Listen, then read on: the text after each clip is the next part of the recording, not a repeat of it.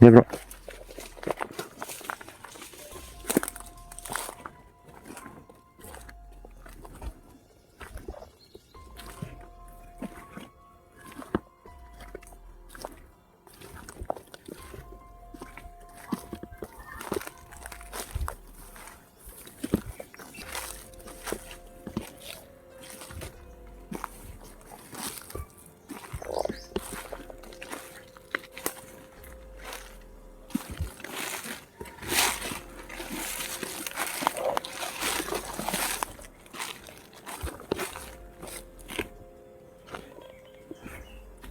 Patindi na ng patindi ng mga ano.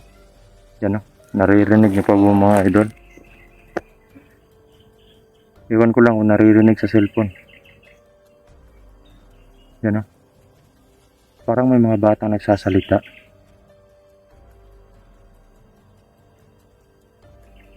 Wala naman nakakarating ng mga bata dito. Yan o.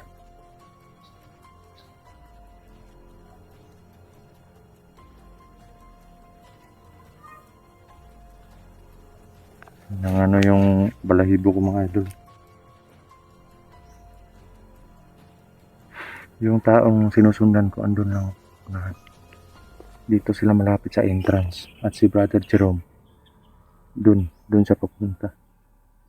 Pupuntahan niya yung dalawa.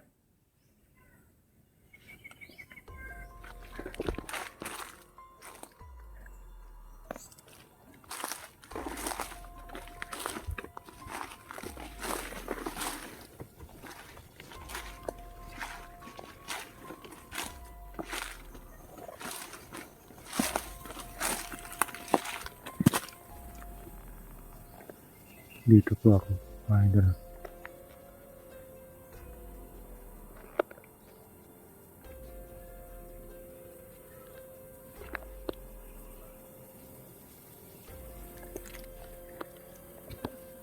Dito lang yung dalawa. Ano? Pero yung aura nila kayang-kaya lang. Matitigas o malalakas yung mga aura nila pero kayang-kaya ko lang yan mga idol. Yan, may mga boses bata talaga eh.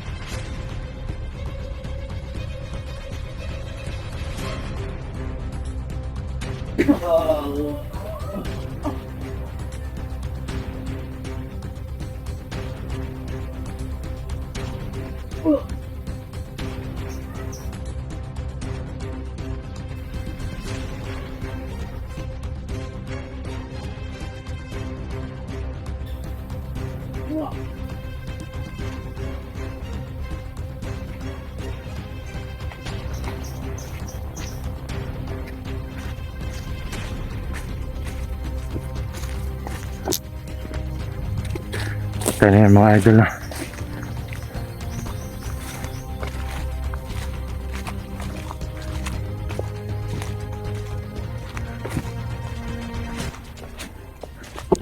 Grabe.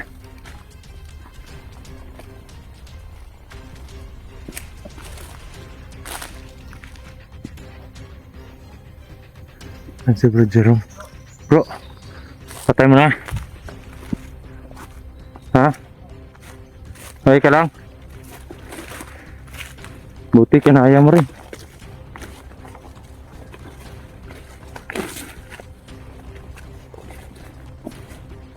Okay ka lang?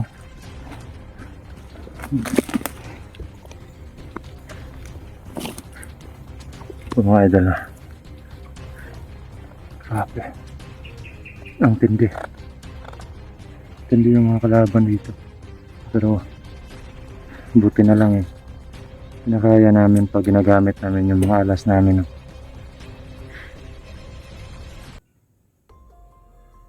Naririnig mo yung mga bata, bro? Oo. Kanina po yan eh. Parang mga kaluluwang ligaw mga idol. Parang naglalaro. Oo, nalaro tapos may nag-iiyak.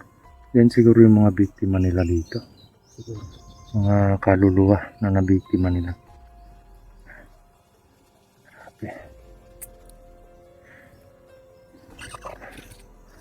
Sakit yung pangat ko. Ha? Tamaan ka? Oo. Dito akong tinamaan ng suntok ko. Tinamaan ka? Hindi mo na ilagan? Hindi. Purbida. Bitch pa rin.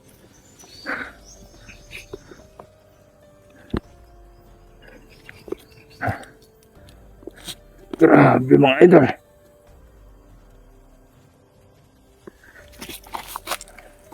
Grabe. Ito mga idol. Abante tayo, Brad. Abante po kami. Andun, doon mo pinatay yung dalawa. Binalian mo ng lieg. Hindi mo mabubuha bro. Lagyan mo yun. Sa akin, ginamit ko na yung pangmalakasang orasyon ko para hindi na magtagal yung ano nila. Pagbitaw ko ng orasyon ko bro. Halos ng katawan. Nanginginig. Malakas na puwersa kasi yan. At yun, tinamaan ng ilang beses sa akin sa sipa, saka suntok. Sinasabayan ko ng orasyon para mabasag agad yung kabal nila. Kaya napadali yung paglaban ko sa kanila. Grabe, mga idol.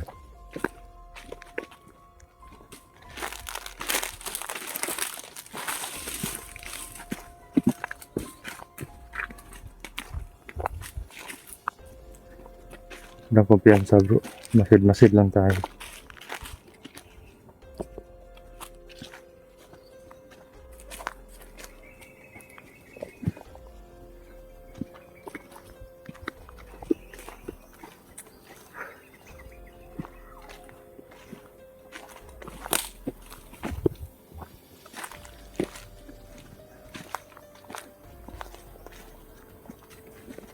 May naririnig talaga akong ano eh.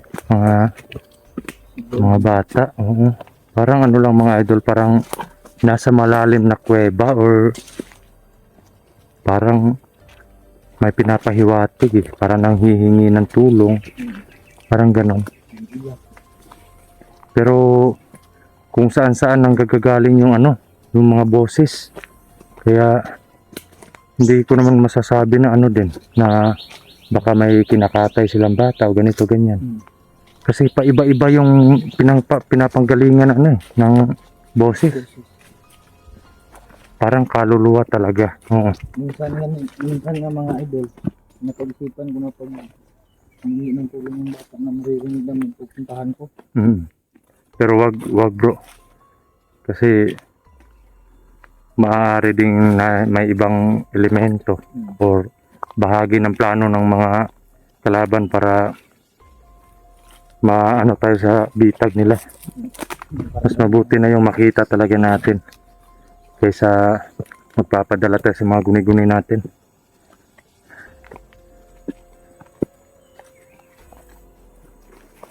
Yan.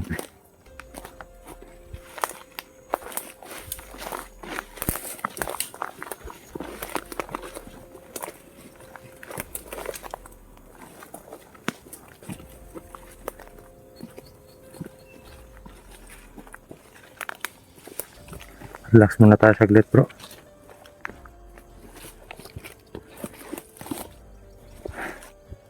Relax muna kami mga idol. No? Tapos proceed na naman mamaya. Gusto ko sana tuuyin ko ano yun. Siguyin ko. Huwag lang padala sa emotion. Kasi kung may buhay na bata or Pero imposible. Ano to eh? Gubat to eh. kasi kung may buhay na bata, malalaman ko yan sa ano natin pandama. Oh. Malalaman ko kung may civilian ba dito. Pero wala, no? Ano, sa pakiramdam wala. Hindi, ano, bitag lang siguro. No? Parang ano, Roy? Parang, kasi kanina parang malapit lang talaga eh. Parang pumapasok sa, iwan ko kung naririnig sa cellphone. Parang pumapasok lang sa tenga ko yung boses eh. Ayun, parang may nagsasalita.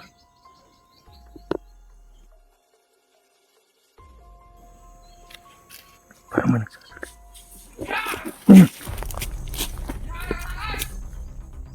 Puti ka may. Takot.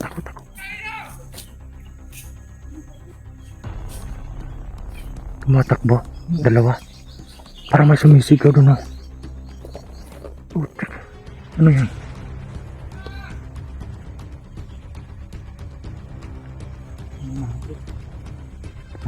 May hinahabol.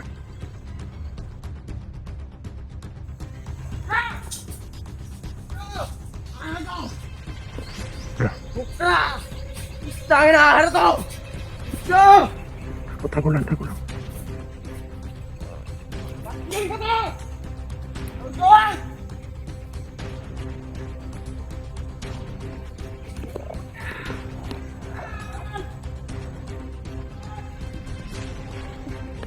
Ano bro? Puro mga ano yung mga kalaban yun eh. May nahabol bro. Yung nauna, yung mga presensya nila, mga kalaban din.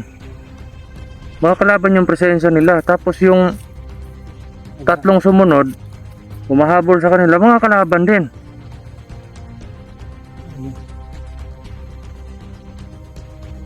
Ano nangyayari sa kanila dito? Gusto nilang patayin yung dalawa eh. Oo nga eh. May mga kalaban na naghahabulan dito mga idol. Kasi wala po kaming idea kung ano yung nangyayari.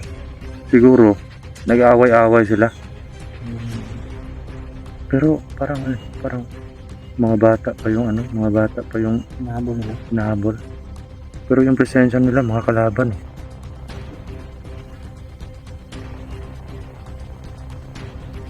Sundan natin yun bro, sundan natin.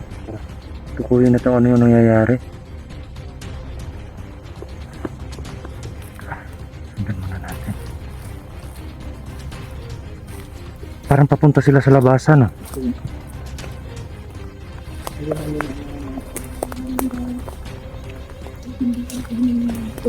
Kailangan pupuntahan namin yon at intindihin namin. Baka, Parang sila lang naghahabulan eh. oo. Yung dalawa yung hinahabol nila. Oo. Kasi sabi niya, dalian mo, baka maabutan tayo, sabi niya ganon. Tapos yung naghabol, Gusto nilang patayin. sigaw na sigaw. Habulin natin kasi papatayin yan, sabi niya ganon. Ano nangyayari sa kanila?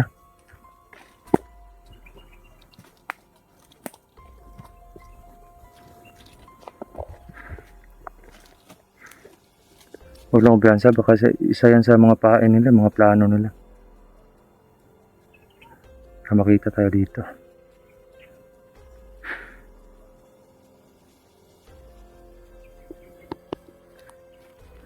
Okay lang sana kung mga hunters yung humahabol sa dalawang yun. Okay, Makikihabol din kami. pwede natin yung ano, tawagin. Uh-uh. Pero hindi, kalaban yung aura na yun. Mga kalaban yun eh. Siguro pag sinundan natin yan, tayo yung ano. Baka ano, malagay tayo sa peligro. Nagsisiguro po kami. Kaya sinundan namin. Kung ano talaga yung nahabol nila sa dalawang yun. Kakante tayo. Wala sila.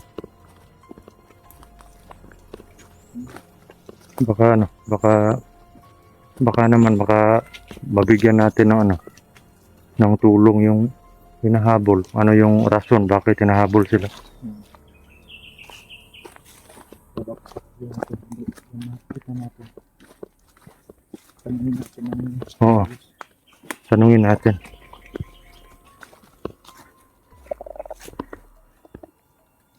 Wala sila.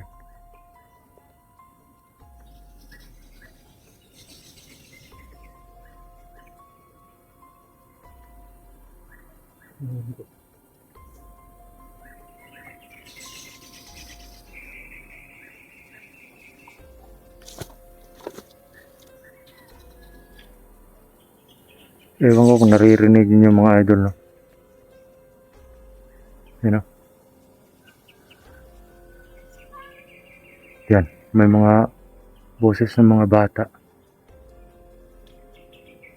Parang nag-uusap lang yung mga bata sa ano, sa tinga ko. Iwan, parang ano, nalilito ako eh.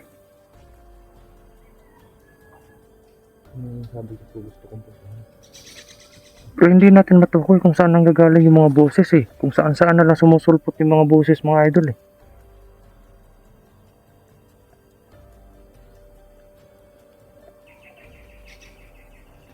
Tara, hanapin muna natin yung mga kalaban na naghahabulan. Tara.